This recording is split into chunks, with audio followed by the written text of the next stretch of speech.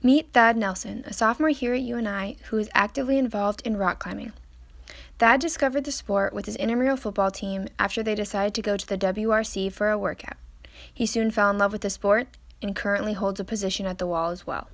So my first job at the wall is just a regular employee. So basically I belay people and help them out when they come to the wall. Belay is the person on the ground, keep them up on the rope.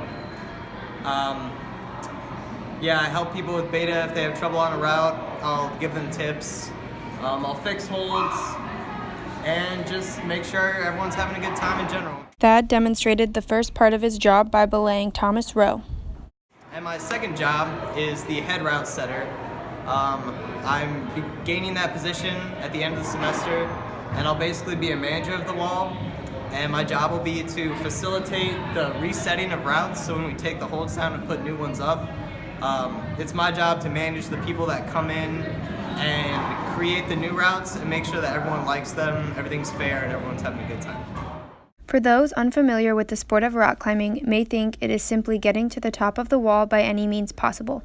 While that is one way to climb, Thad, like many other serious climbers, prefer to climb using routes, which involves strategic and critical thinking. So when you climb a route, generally you stick to one color or one hold type that consists of the route. Sometimes the holds are marked with a certain color tape, so you'd use only the red taped holds or the green taped holds, and each route has a different difficulty. So you'll walk up to a route, it'll have a color of tape, and it'll have a number by it. It'll have a 5-point something. 5-7 is beginner, 5-11 is advanced, and everything in between is that spectrum. There are designated spots to put your hands at the beginning, but then it's free reign. You just go follow the color or tape that you're supposed to, and there's a hold with a box around it at the top, and that's where you get both hands to finish it. There are two types of climbing. Top roping uses a rope and harness to secure climbers as they go up the wall, and bouldering, which is done on a smaller wall, and climbers climb horizontally using routes, similar to top roping. So the main difference between bouldering and top roping is you're not on a rope. You're not attached to a belay system, and that's okay because boulder walls only go up about 10 feet, and we have pads under them, so if you do fall, you're cushioned, but mostly you're okay. You can have spotters. It's a good time. More differences between bouldering and top rope. Bouldering, it takes a lot more strength, honestly, and it's a good way to build up techniques.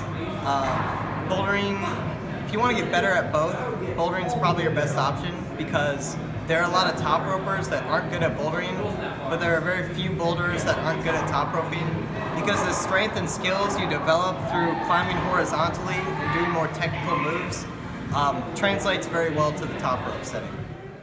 Climbing has helped Thad both physically and mentally, and he will continue to better himself within the sport. So climbing has been great for both my physical and mental health. I can definitely say that this is probably the best physical shape I've been in my life, and I did sports all through high school. I thought I was in good shape then, but then I started climbing and it really just kicked it up another gear. I was passionate about what I was doing. I had a reason to work out for, and that really pushed me to better myself and my body so I could be a better climber. As for the mental side, climbing's great to clear your mind.